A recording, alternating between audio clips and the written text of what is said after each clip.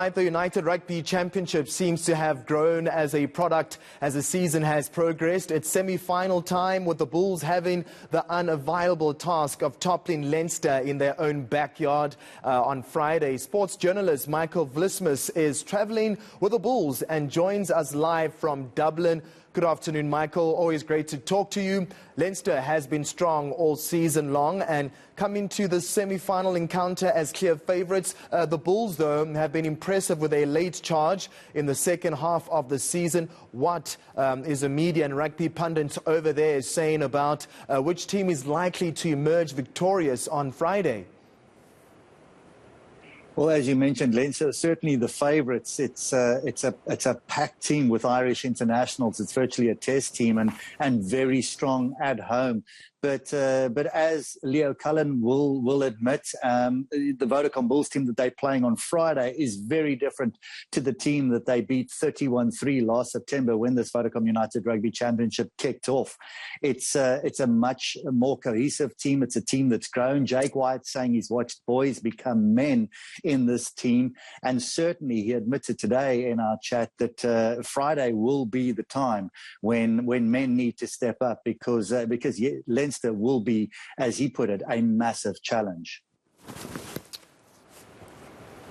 All right, well, at the beginning of the competition, the South African franchises struggled to adapt with the conditions and the opposition. Do you think that this is something of the past for the Bulls, or will they have to overcome more than just the Leinster team?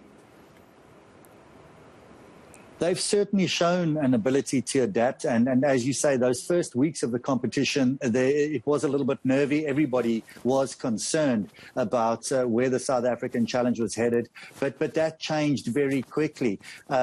Jake White certainly mentioning refereeing decisions in the lead up to Friday's match. But he's a consummate tactician and professional and knows certainly how to start playing those kind of mind games. But yes, you will feel that this is a team that has gotten well used to the conditions. It is fairly warm here at the moment. That may well change. So it's not that ice cold that they had when they were last on their UK tour. So conditions might be a little bit better for them and favour them. But it certainly, you would expect that they would put up a better performance than when they last played Leinster. All right, well, we are running out of time, Michael, but while I have you, I've just got to ask you this question on the golf front. We see a lot of South African top golfers like Louis Oosthuizen, Brandon Grace and Charles Schwartzel have joined other leading, of course, golfers and will be participating in the controversial Live Golf Series. And my question is this. I mean, you obviously spoke to Nandi Shabalala, my colleague, in past shows, saying that, of course, this is dead water, but we obviously seen that this is possibly going to become the new thing. What do you make of those that are, of course, breaking away from the PGA to go towards the Saudi-backed Live Golf Series? I think, money's certainly talking, and I think, when you look at what the future holds for something like this, can it sustain itself? I think that's where the big question lies. And that's what my comment was based upon. It's 54-hole tournaments, no cut. It's a guaranteed paycheck. Can it replace the major tours like it wants to do?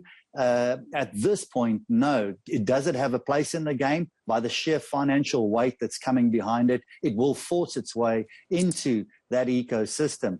But does it have the cultural history, the legacy? Does it carry the same kind of weight in terms of what golf means and golf tournaments represent? At this point, no. Can it become that? Only time is going to tell.